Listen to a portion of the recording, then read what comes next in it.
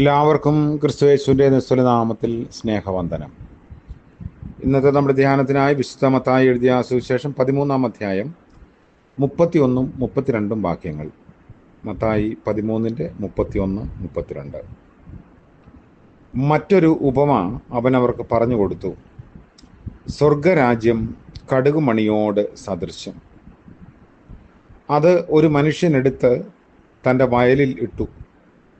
അത് എല്ലാ വിത്തിലും ചെറിയതെങ്കിലും വളർന്ന് സസ്യങ്ങളിൽ ഏറ്റവും വലുതായി. ആകാശത്തിലെ പറവകൾ വന്ന് അതിൻ്റെ കൊമ്പുകളിൽ വസിപ്പാൻ തക്കവണ്ണം വൃക്ഷമായി തീർന്നു. ഗോതമ്പിനെയും കളയെയും കുറിച്ച് പറഞ്ഞ ഉപമയിൽ നിന്നും സ്വർഗരാജ്യം 2 ലക്ഷ്യത്തിലേക്ക് അല്ലെങ്കിൽ ദിക്കിലേക്ക് വളർച്ച പ്രാപിക്കുന്നു എന്ന് ഉപമകളിലൂടെ കർത്താവ് പറയുന്നു. ഒന്ന്, തിന്മയുടെ സന്തതികളെ സംബന്ധിച്ചുള്ള കാര്യമാണ്. മറ്റത് രാജ്യത്തിൻ്റെ പുത്രന്മാരെയും. ഇനിയും വരുന്ന 4 ഉപമകളിൽ ഇവ രണ്ടും ഒരേ തോതിൽ വളരുന്നതും കാണുന്നു. ഒന്നാമത്തെ ജോഡി കടുകുമണിയുടെയും പുളിപ്പിൻ്റെയും ബന്ധത്തിലുള്ളതാണ്. രണ്ടാമത്തെ ജോഡി നിധിയുടെയും മുത്തിൻ്റെയും ബന്ധത്തിലുള്ളതാണ്. ആദ്യത്തേത് ബാഹ്യമായുള്ളതും ദുഷ്ടത നിറഞ്ഞതുമായ കാഴ്ചയാണ്. രണ്ടാമത്തേത് രാജ്യത്തിൻ്റെ ആന്തരിക രഹസ്യമാണ്. സ്വർഗരാജ്യം ഒരാൾ തൻ്റെ വയലിലിട്ട കടുകുമണിയോട് സദൃശ്യം. നമ്മുടെ നാട്ടിലുള്ള കടുക് വൃക്ഷത്തിൽ നിന്നും വ്യത്യസ്തമാണ് പലസ്തീനിലുള്ളത്. വളരെ സൂക്ഷ്മമായി പറഞ്ഞാൽ എല്ലാ വിത്തിലും ചെറിയതല്ല കടുകുമണി. അതിനേക്കാളും ചെറിയ വിത്തുകളുണ്ട്. എന്നാൽ ചെറിയതിനെ കാക്കാൻ ആ കാലത്ത് പാലസ്തീനിൽ ഉപയോഗിച്ചു വന്ന ഒരു ശൈലിയാണ് കടുകുമണിയോളം വലിപ്പം എന്നത്.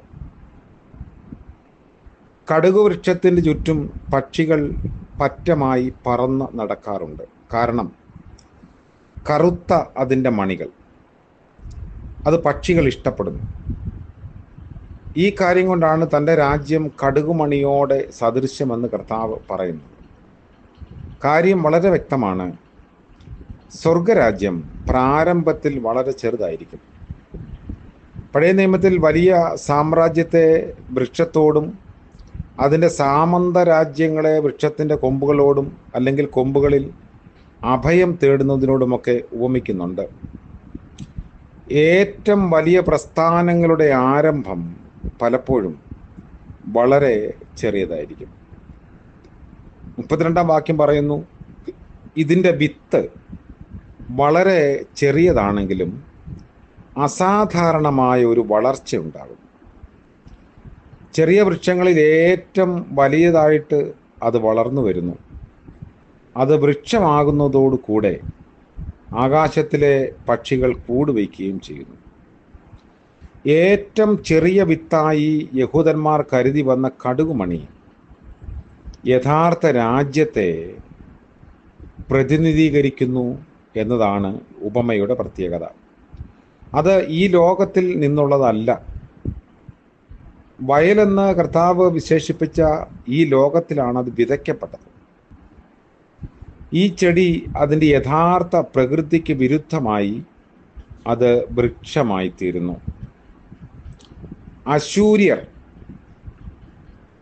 അശൂർ സാമ്രാജ്യവും ബാബിലോൺ സാമ്രാജ്യവും അതിൻ്റെ എല്ലാ പ്രതാപത്തിലും ഇരുന്നപ്പോൾ അവയെ വൃക്ഷത്തോട് സാദൃശ്യപ്പെടുത്തി യെഹെസ്കേൽ പ്രവാചകൻ 17-ാം അധ്യായത്തിലും 31-ലും ഒക്കെ നമ്മൾ കാണുന്നു. ആകാശത്തിലെ പക്ഷികൾ ദുഷ്ടാത്മസേന അല്ലെങ്കിൽ തിന്മയെ കാണിക്കുന്നതാണ്. ക്രിസ്തുവിൻ്റെ രാജ്യം അവൻ്റെ അഭാവത്തിൽ ഈ ലോകത്തിൽ വലിയതാകാൻ ഉദ്ദേശിക്കപ്പെട്ട് ദൈവം ക്രിസ്തുവിൻ്റെ പക്ഷക്കാരോട് അല്ലെങ്കിൽ ചേർന്ന് നിൽക്കുന്നവരോട് ഇടപെട്ടിട്ടുണ്ട്. യഥാർത്ഥ രാജാവായ ക്രിസ്തുവിനെ കൂടാതെ സ്വതന്ത്രമായ നിലയിൽ അത് വലിയ ഭൗമിക രാജ്യമായി തീരാൻ പിശാച് ഒരു പക്ഷെങ്കിൽ ഇടപെടാം. അതായത് ദൈവീകതയെ ഭൗമികതയാക്കി മാറ്റാൻ പിശാച് ഇടപെടുമ്പോൾ ദൈവരാജ്യത്തിൻ്റെ ഘടനയെ വികൃതമാക്കുന്നു. കടുകുമണി ചെറുതാണെങ്കിലും അതിനേക്കാൾ ചെറിയ വിത്തുകളുണ്ട്. എന്നാൽ അത് വളരെ ഫലം കായ്ക്കുമ്പോൾ അതിനെ ഇല്ലാതാക്കാൻ ശ്രമിക്കുന്ന ചില ശക്തികളുണ്ട്. കടുകുമണിയുടെ വൃക്ഷം പലതിനും തണലേകുന്നു എന്നും കർത്താവ് പറയുന്നു. ഇത് അന്ന് നിലനിന്ന ഒരു സാദൃശ്യത്തോട് ചേർത്ത് കർത്താവ് പറയുന്നതാണ്. ചെറിയ കാര്യങ്ങൾ ഒറ്റ നോട്ടത്തിൽ ചെറിയ കാര്യങ്ങളാണെങ്കിലും അതിലുള്ള വിശ്വസ്തത ഒരു വലിയ കാര്യമാണ്. ഒരു ചിന്തകൻ പറയുന്നു, little things are little things, but faithfulness in little things is A great things. ചെറിയ കാര്യം തന്നെയാണ്.